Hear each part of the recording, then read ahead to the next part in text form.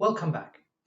In this part 3 of this lecture, I will give a brief introduction to what one can call a trending debate within criminal law and criminology and the wider field of human rights laws.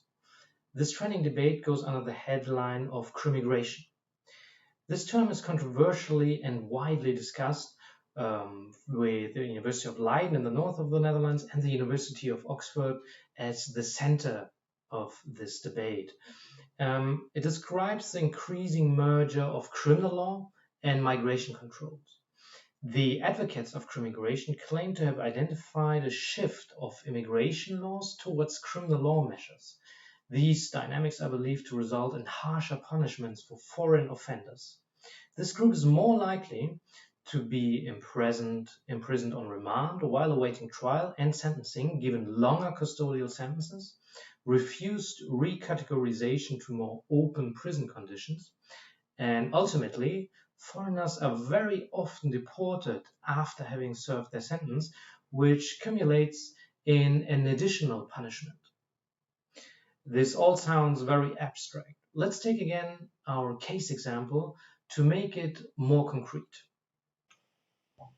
Let's assume that Hans was convicted for the selling of heroin in the Netherlands.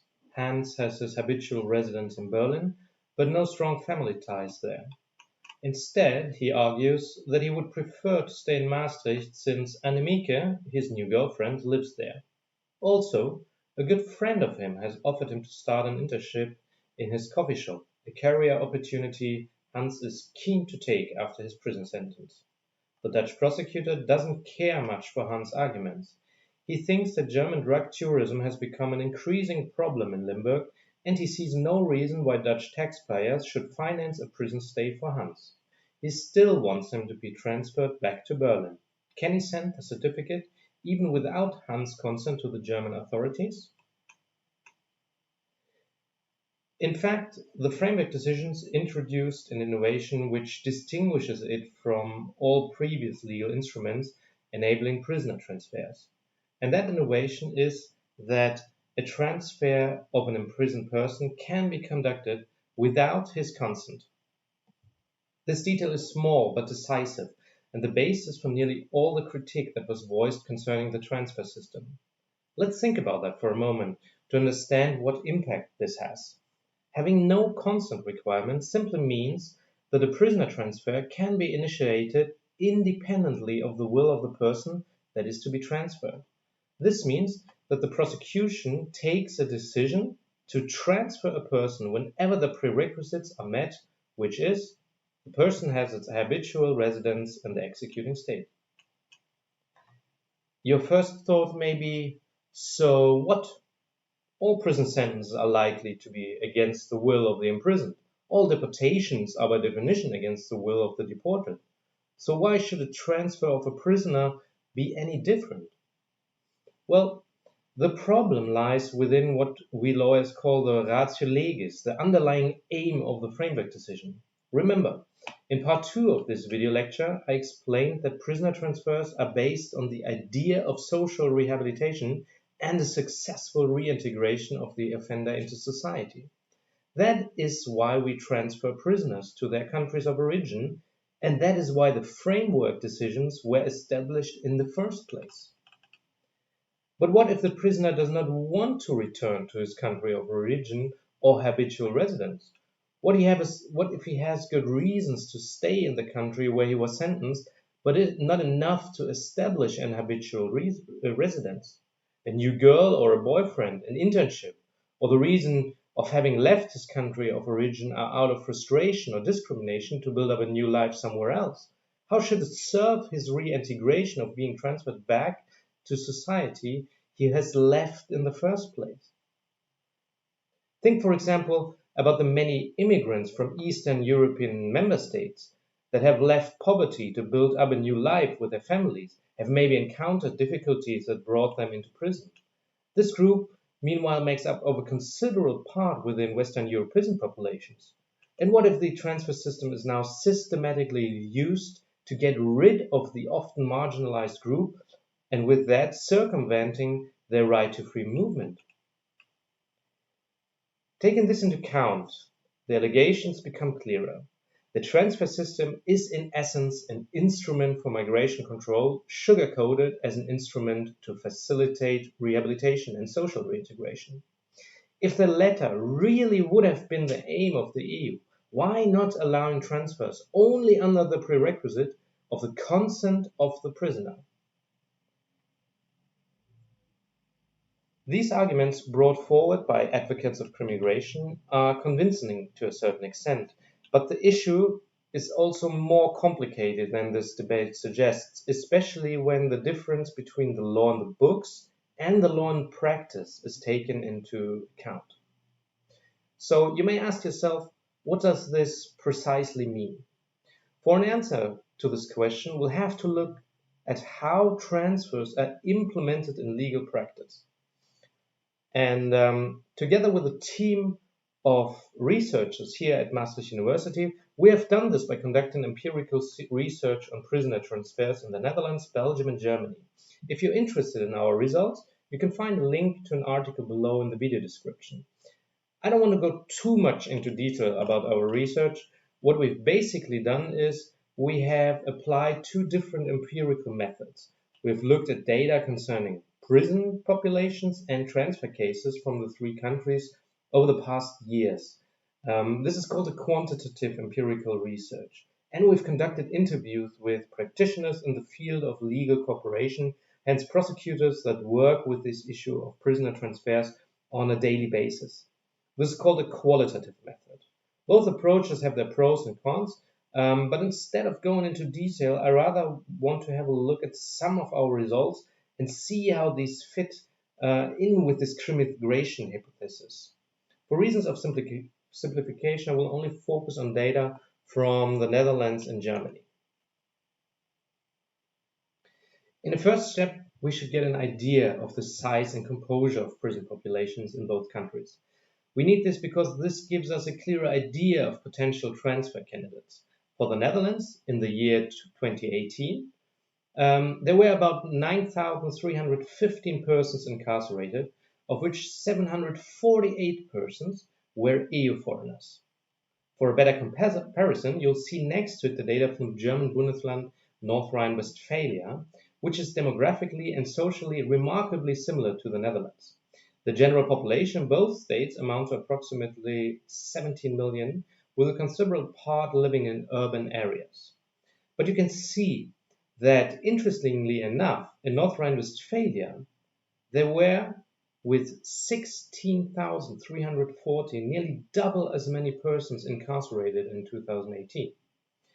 As to why this is the case, there are a number of reasons which I cannot explain here in detail, but it has to do with the fact that the German criminal justice system tends to be a bit more punitive than the Dutch system. However, for us important is the number of inmates that are foreign EU citizens, and they make up for approximately 10% of the prison population in North Rhine-Westphalia, which amounts to approximately 1,600 EU foreigners incarcerated there. Again, we are establishing these numbers to get a better idea of how many EU citizens are in Dutch and German prisons, to get an idea of how many persons are potentially eligible for being transferred to another EU member state. And when we say potentially, this of course does not mean that all these persons here can be transferred. Keep in mind that a prisoner transfer is less about the country of origin, but more about the place of habitual residence. So many of these inmates may have their habitual residence in Germany or the Netherlands, so that a transfer is from the beginning out of question. Let's now have a look at the number of transfers that have taken place since the Framework Decision 909 came into effect. For the Netherlands, this was in 2013, and for Germany, which was far behind with the implementation of the Framework Decision, this was in 2016. And when we look at transfers, we have to take into account outgoing transfers, here, hence prisoners that were sent away to other EU member states from Germany or the Netherlands, and we have to look at incoming transfers as well, meaning prisoners that were sent from other member states to Germany or the Netherlands. This table shows the data of transfer cases, and the first thing that catches the eye is how very few persons actually were transferred to other countries from the Netherlands, here the outgoing, and here the outgoing from North Rhine-Westphalia. Netherlands, as you can see here in this column, have only transferred 22 inmates in 5 years. North Rhine-Westphalia has transferred rather much more, with 133 in only 2 years. But remember that in view of the much larger prison population of far over 1,500 EU foreigners, 61 or respectively 72 here, transfers per year doesn't seem like a lot. This last table gives you an overview to which countries the transfers were conducted. I don't want to go too much into detail, but only draw your attention to the first column.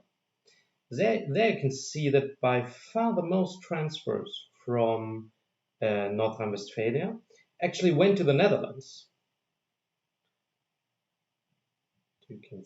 You can see this here.